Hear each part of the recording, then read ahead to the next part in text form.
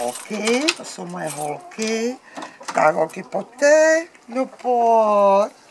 No, hele, jak čuměj. Pak nejsou...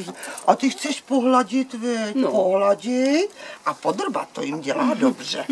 Pohladit, viď? No jo, podrbat, viď? No jo, to jsou moje holky.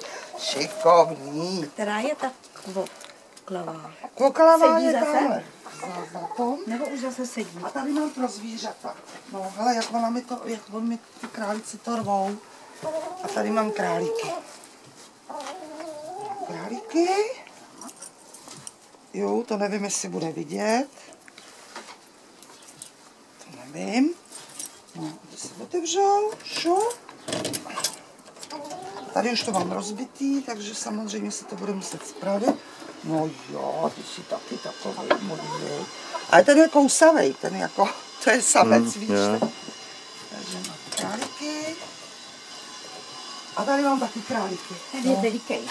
Ten je velký, to je samec, to vždycky nechávám připustit.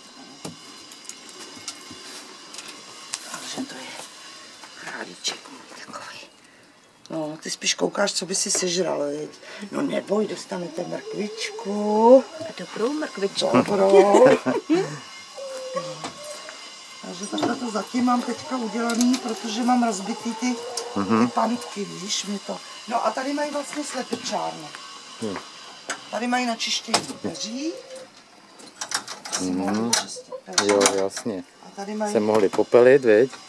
Se mohli vyčistit. No. Zdraví. A tady je slepičárna. No, tak to máš hezky udělaný. No, teď jo.